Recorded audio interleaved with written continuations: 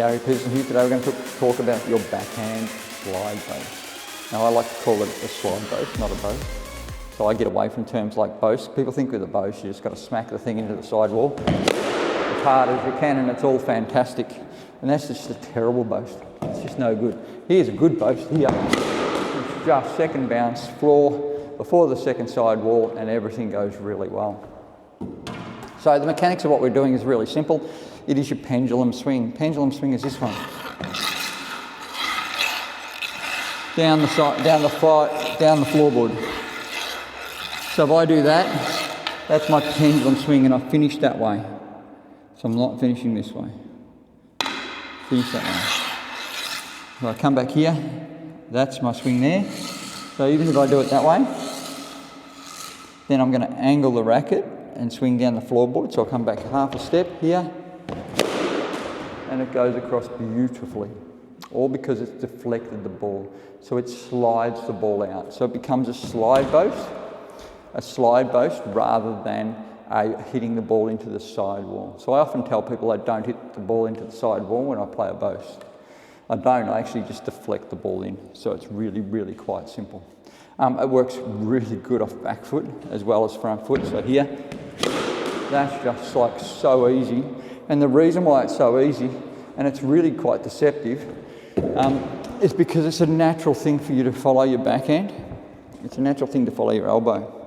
So that's a natural thing to do. It's really simple to do. I'm not forcing anything around. I'm just following my elbow. It's just like I'm just pivoting about my shoulder, so I can't go wrong. So if I just do that, just there, just pivot about my shoulder. So I'm literally just doing this, pivoting about my shoulder, get my racket head down a bit there so I can hit it. So I'm pivoting about my shoulder. I might have to do this just to find the wall, but I'm just going to pivot here, double hit that one. It's just a way of doing an experiment to understand what happens, but angle it a bit more. Here, there. It's just the best boast you've seen almost. Like, it's pretty phenomenal, and all I did was just pivot from my shoulder.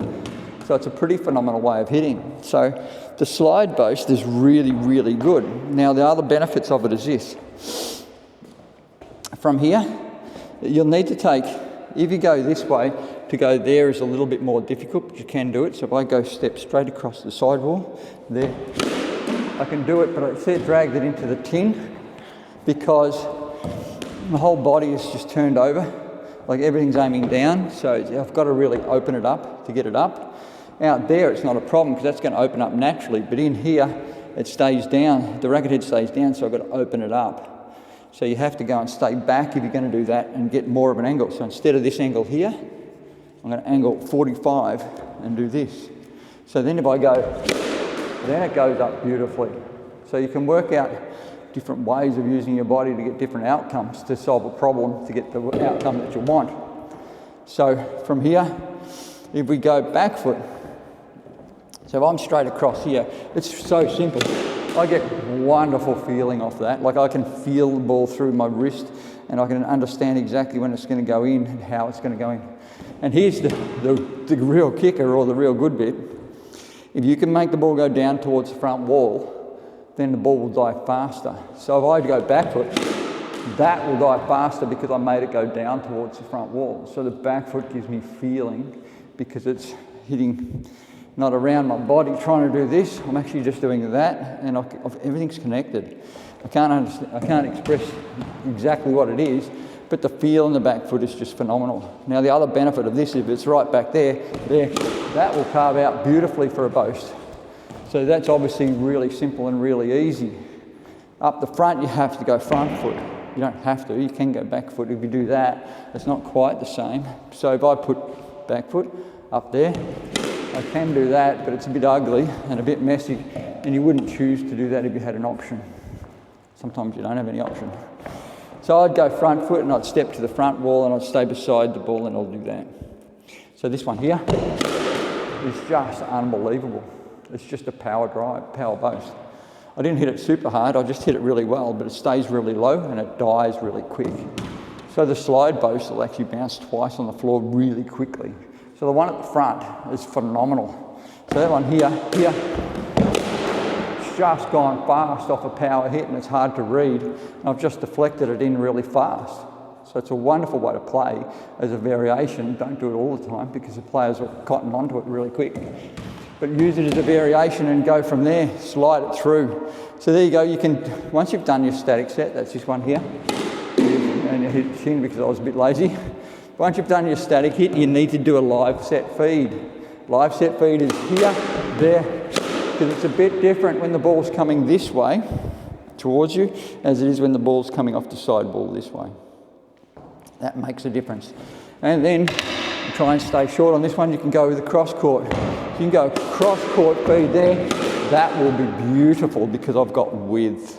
So if you get width on a boast, you can really control that ball down towards the front wall a bit more. The more width, the more angle you can cut it up, and you almost make this your highest point, the side wall.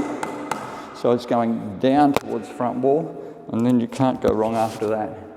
So if you do that, width is your friend on a boast. If you get any width, if you want to go a little bit higher level again, you can hit it off your toes, hit it late, go with width, if you get width. So I'll wait for the ball. So the ball's going to come here. I'm going to wait, and I didn't get it in. I'll get this one in. But if I wait here and hit it late and then cut it, it just gets better. So there, here I'll wait. That's just dead as. As soon as it hits the front wall, it's virtually dead. And that's because I've actually amplified the cut. So I've actually cut across this way and hit the ball that way. It's used a lot of slice, so slice will kill the ball. So I go this one here and cut across that way. That uses a lot of slice, and that kills the ball a lot more. So you can muck around with it yourself and understand. The first part of the process is to understand what the swing direction does and how it works and what goes on. So your beginners will go this way, down that way, and start to do that. Advanced players will start to cut it across this way and hit that way, and then it puts that cut on the ball. So that's this one here. I'll cut across and it dies really well, even though that ball was like way too high. It still had more than 2 bounces easily before the second side wall. So there you go, get into your slide boast with the cut cross angle action, wrist back and down the floorboard, or even open and away, not towards the side wall at all. So I'm going far from miles away from hit swinging that way. I'm swinging this way to play a boast, and therefore it becomes a high quality kill boast rather than just a fat boast that bounces on forever. So there you go, it's a two-wall boast, two-wall boast with 2 bounces on the floor before the second side wall, so it makes it difficult for your opponent to get it back. There you go, that's your backhand slide boast variations, if you like, variations in swing path, directions and so on, and you'll find that it'll work really well if you just muck around with it a little bit from different places, bit from the side wall, close to the side wall, fast racket, slow racket, strong body, front foot, back foot, get into it, learn a little bit about what it does, and you'll never look back with your boast.